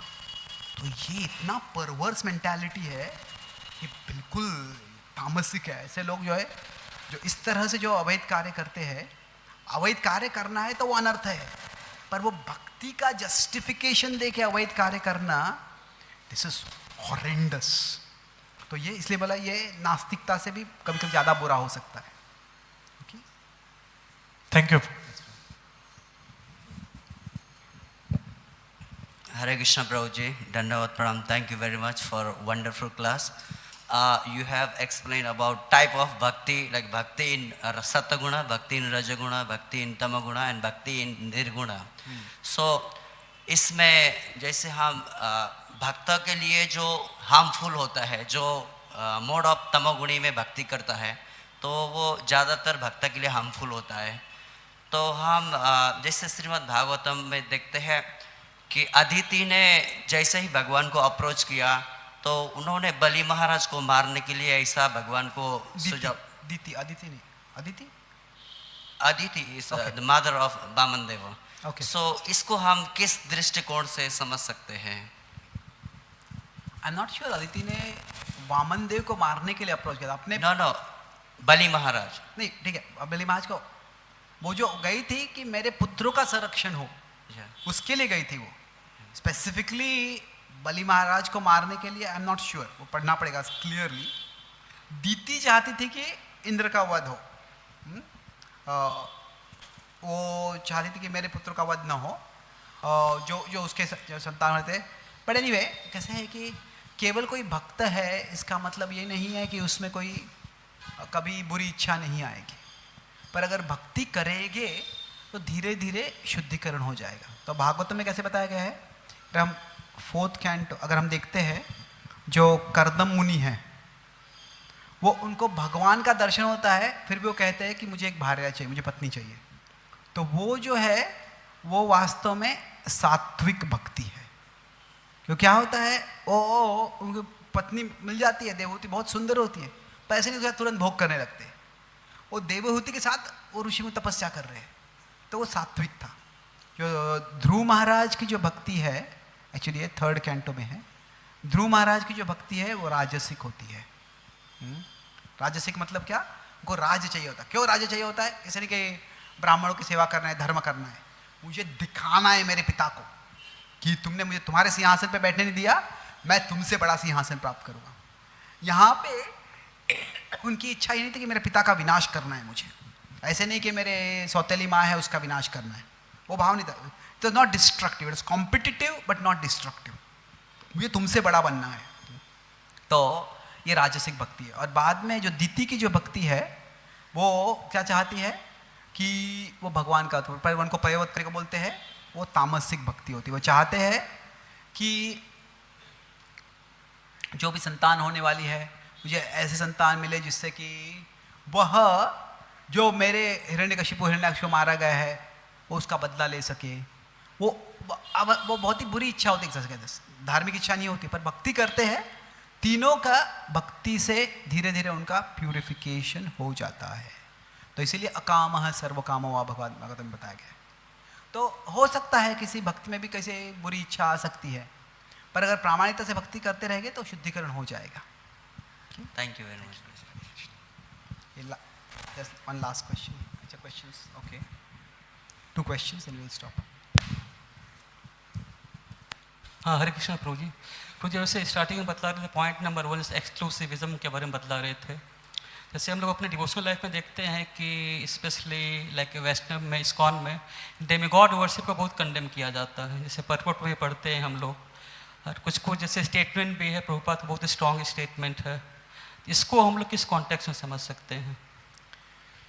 देखिए, जो कंडेम किया जाता है, हमें we have to be careful क्या कंडेमेशन हो रहा है. And condemn is a very strong word. जो भगवान बता रहे हैं अल्पमेधसः, पर उसी सेक्शन में जो 7 चैप्टर में आ रहा है वो एक स्पेक्ट्रम है 7.15 to 7.24. तो उसमें अगर आप देखेंगे तो 7.14 क्या है, आप भगवान की शरण में आ जाओ, आपका उद्धार हो जाता है दैवी ऐशा गुण में. तो 14 जो है, सॉरी 15 जो है वह है नॉन डिवोटीज, ये है डीमंस.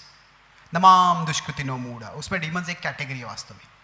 उसके बाद में 16 to 19 जो है वो डिवोटीज है, और उसमें मिक्स डिवोशन से प्योर डिवोशन तक वो जर्नी बताए, बहुनाम जन्म नामन्ते. और बाद में जो है वो सब इसके बीच में है. तो इसमें क्या है, इसमें 3 चीज़ें बताए गए थे. क्या है 7.15 और 15? ओके, यहाँ पे देवताओं की पूजा बताई गई है और यहाँ पे अद्वैतवाद बताया गया है।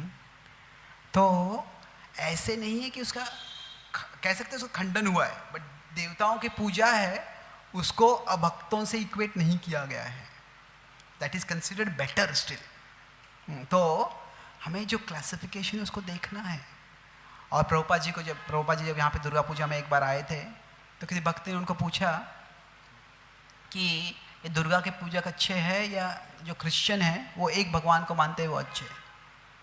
तो प्रभुपाद जी बोले कि जो दुर्गा के पूजक है they are in the house of the Vedas, भले जो वेदों का घर है उसके अंदर है वो। तो भले ही वो उस घर का जो सैंक्टम सैंक्टोरम है, जो मेन चेम्बर है जहाँ पे कृष्ण भक्ति वहाँ पे नहीं है, पर वो वहाँ पर है कि वो वेदों के घर में है। अभी ऐसे नहीं कि इसका मतलब कि सारे जो क्रिश्चियन लोग हैं वो उन सब से कोई भी दुर्गा पूजक अच्छा है, हमें अगेन सत्वगुण रजोगुण तमोगुण में देखना होगा।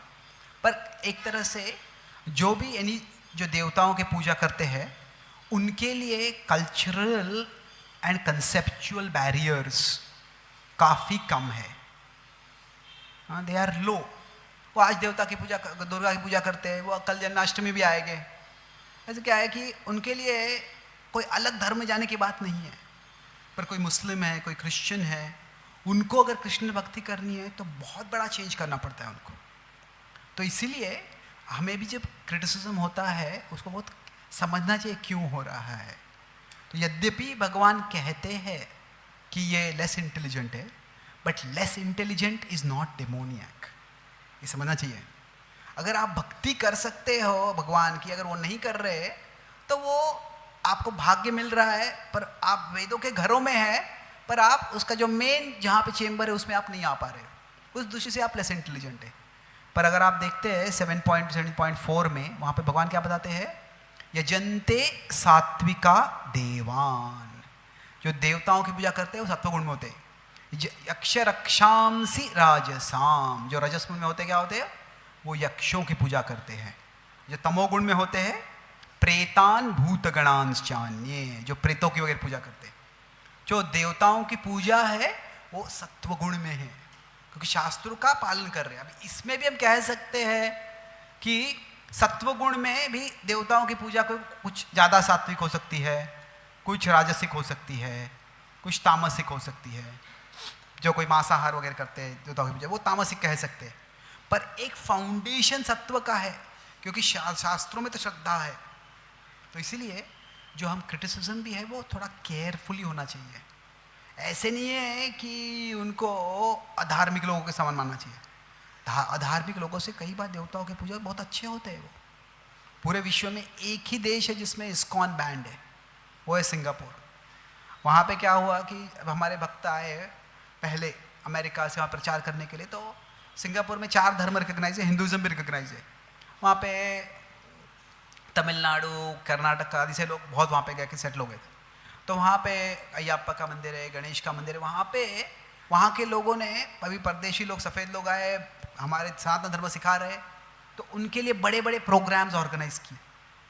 और अभी देवताओं के मंदिरों में एक प्रोग्राम था, देवताओं के वर्शिपर्स ने, पूजकों ने ये प्रोग्राम ऑर्गेनाइज किया, और वहाँ पे हमारे भक्तों ने देवताओं की पूजा की निंदा कर दी।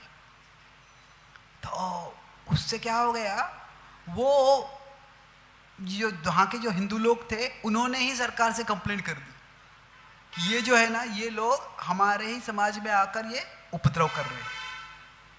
तो उसके कारण इस्कॉन जो है अभी तक बैंड है। अभी हमारे भक्तों ने अच्छे संबंध कर लिए है, पर वो अभी तक बैन है, शायद रिवोक हो जाएगा धीरे धीरे। तो इसलिए क्या है कि कभी कभी we are penny wise and pound foolish कहते हैं। छोटी सी चीज़ में अरे ये देवता वर्शिपर है, ये कृष्ण पूजक है, तो हाँ थोड़ा फर्क है, पर ज़्यादा फर्क नहीं है उसमें। पाउंड फूलिश मतलब क्या है, उस व्यक्ति में इतना सा फर्क है, उससे हम उससे झगड़ा कर लेते हैं और वो हमारे खिलाफ हो जाते हैं।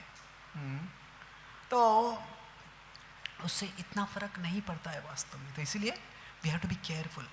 जो प्रभुपाद जी का क्रिटिसिज्म होता था ना, वो it is based on, sometimes जब आचार्य का क्रिटिसिज्म होता है, strength of criticism Prabhupada ji की किताब है, एक तरह से उनमें जो विजडम है वह टाइमलेस है, पर साथ साथ वो टाइमली भी है।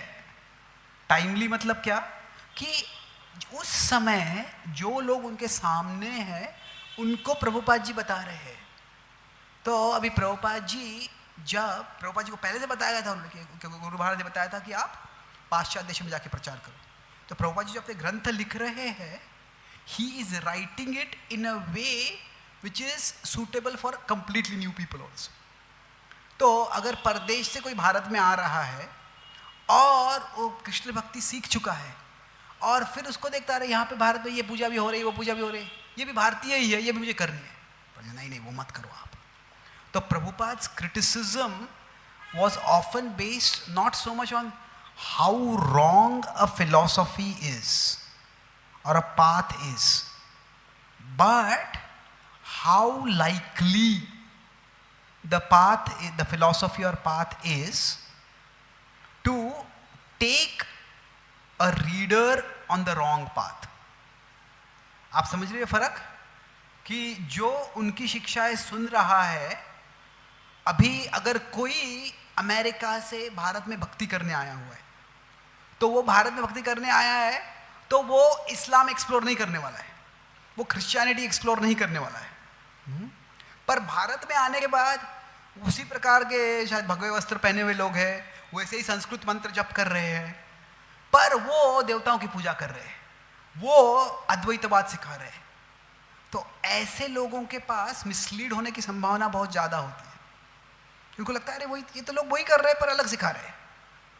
तो इसीलिए कई बार मुझे भक्त पूछते हैं कि इस्लामिक इन्वेडर्स ने इतने सारे मंदिरों का विनाश किया, प्रभुपाद जी उनको क्रिटिसाइज नहीं करते हैं पर देवताओं की पूजा को क्रिटिसाइज करते हैं, जो मायावादी को क्रिटिसाइज करते हैं। ऐसे क्यों है? तो प्रभुपाद्स क्रिटिसिज्म वो it is not based on is Islam जो भी कहे, we not criticising Islam, but Islamic extremism जो है वो it has been a big danger, it is still a big danger. But क्या है कि for the readers of Prabhupada's books Islam was not even among the competitors. तो इसीलिए इस्लाम को criticise करने की जरूरत नहीं थी प्रभुपाद जी को। जो प्रभुपाद जी के रीडर्स है उनके लिए कॉम्पिटिटर्स क्या है? उनके लिए कॉम्पिटिटर्स क्या है? देवताओं की पूजा हो सकती है, उनके लिए कॉम्पिटिटर्स क्या है? अद्वैतवाद हो सकता है। तो इसीलिए प्रभुपाद जी इतना स्ट्रांगली क्रिटिसाइज कर रहे हैं। तो अभी हमारे लिए आजकल के समाज में क्या देवताओं की पूजा एक बहुत बड़ी कंपटीशन है? वेल कह सकते हैं हाँ भी नहीं भी। क्या है, जो देवताओं की पूजा करते हैं वो कृष्ण की पूजा करने के लिए तैयार होते हैं। ऐसे नहीं कोई कहेगा कि मैं केवल देव की पूजा करूँ, कृष्ण के मंदिर में कभी नहीं आऊँगा मैं, ऐसे कोई नहीं कहता है। तो कृष्ण के मंदिर में आते हैं, उनको प्रेरणा देते हैं हम, शायद वो कृष्ण भक्त बन जाएंगे। तो इसीलिए we have to understand the spirit of Prabhupada's criticism, the purpose, Prabhupada ji का उद्देश्य क्या था और वो उद्देश्य आज हम कैसे पालन कर सकते हैं। तो क्या प्रभुपाद जी प्रसन्न होते कि इस्कॉन सिंगापुर में बैन हो गया है? नहीं, Prabhupada would be unhappy. Prabhupada ji कहते कृष्ण कॉन्शियसनेस का मतलब एक कॉमन सेंस भी तो है, देश काल पात्र के अनुसार हमें सीखना और सिखाना चाहिए, यह हमारे शास्त्रों का संदेश है। तो इसलिए we have to be careful. Okay, last question.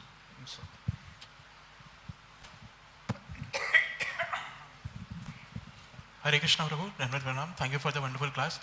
प्रभु अभी हम लोग देखते हैं कि आजकल के ज़माने में जो भी मतलब आई हैव एक्सपीरियंस जो टीचर्स वगैरह रहते हैं, they emphasise on affirmations, manifestations and some believe like graphology can help and it does help to some extent. तो बट इन लोग को how we can approach, because they have considerable impact on students and but they are मतलब too rigid. They वो I tried once about bhakti and all, but they believe more in affirmations and manifestations. या ठीक है, क्या है कि सत्व आजकल लोगों में बढ़ रहा है, कुछ लोगों में, सब में नहीं। माइंडफुलनेस है, एफर्मेशंस है, बोले ये शास्त्रों के अनुसार भले ही नहीं होगा, पर क्या है दैट इज़ बेटर देन अगर किसी को डिप्रेस हो रहा है वो सिर्फ पिल्स लेके वो खुद को ठीक करने का प्रयास करते हैं, उससे एफर्मेशन थोड़ा अच्छा है वो, या शराब लेके वो खुद को ड्रग्स लेके स्टोन कर देता है, उससे तो डेफिनेटली बेहतर है वो। तो ऐसे लोगों के लिए we don't have to bring devotion, we can bring insights about the mind. कैसे मन क्या है, मन कैसे काम करता है, तो उसके बारे में बहुत कुछ हमारे शास्त्र में बताया गया है। तो वी कैन फोकस ऑन सात्विक विजडम और फिर धीरे धीरे भक्ति ला सकते हैं। कि फर्स्ट कि see when we go to any audience, पहली चीज़ क्या है कि people should feel we are here to help, not to convert. लोगों को लगना चाहिए कि हम तुम्हारी मदद करने के लिए आ रहे हैं, और लगना चाहिए वैसे दिखा नहीं करना है हमें, वास्तव में सेवा भाव है कि हमें आपकी मदद करनी है और हमारी ये श्रद्धा है कि जो हम सिखा रहे हैं उससे आपका कल्याण होगा। पर लोगों को लग रहा है कि हम वहाँ पे आ रहे हैं इसलिए कि हम हमारे धर्म का प्रचार कर रहे हैं। तो हर धर्म से लोग आते रहते हैं।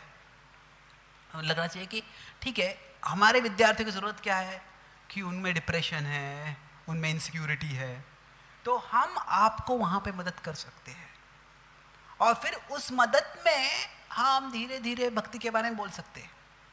तो इम्पॉर्टेंट क्या है कि we should be able to serve people's needs over there, और धीरे धीरे भक्ति आएगी।